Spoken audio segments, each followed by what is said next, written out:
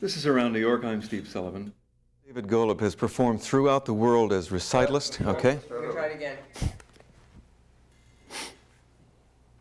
5, 4, 3.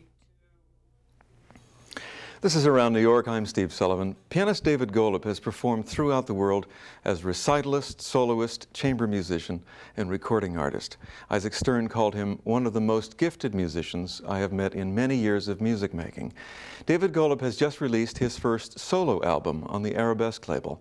It's an all Schubert recording. He is, in fact, a great lover of the music of Schubert, participating in this year's Schubertiade at the 92nd Street Y. And his first piece today is the Schubert Impromptu, Opus 90, number 2 in E-flat. He's joined me in the television studio today as my guest on Around New York, David Golub.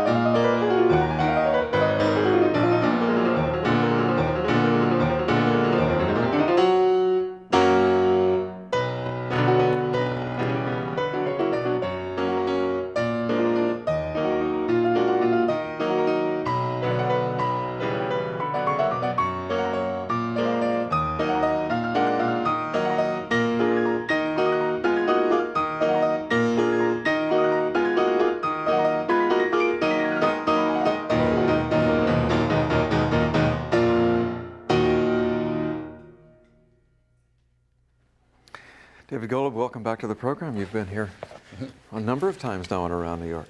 Thank you, Steve. Yes. Pleasure to see you back. That's great to see you too. Impromptu Opus 90 of Franz Schubert, number 2 E-flat major. Exactly. Got all the numbers right. You just came back from Rome, I understand. Yes, yesterday, as a matter of fact. Yeah. Playing over there? Playing, actually, I was on tour in Italy for about 10 days. Yeah. And you have, I said this was just released, and actually this CD has been out for a little while. We've been playing it. Yes, about 5 or 6 months, I think. Yeah. Not too long. And it's all Schubert. All Schubert. It's the Wanderer Fantasy, the unfinished C major sonata, and the last 3 impromptus, which are called the Drei Klavierstücke. Yeah, the 3 piano pieces. Piano pieces, but they're really impromptus, and I'm sure he intended them. He probably intended to put in a 4th and make another book, a 3rd book. You love Schubert, don't you? I do, yes. Yeah. One of my favorites. Of course, who doesn't? And you think that his he's so influential to so many composers that followed him. Well, I think he actually is a somewhat, perhaps at least in the public's mind, an underrated influence. Everybody thinks about Beethoven, who undoubtedly was a major influence. He was the monumentality of what he did, and probably also because he was so much responsible for emancipating the composer as a personality. I mean, before Beethoven, I think, with certain exceptions, it's the personality of the creative personality, whether he's a musician or not, is maybe not so much bound up with the work when you see it or when you hear it. But after Beethoven, I think that's much more so. And so that, of course, was a great influence on everybody who came after him. And all the romantics tended to think in that way. The cult of personality really develops much more about that time.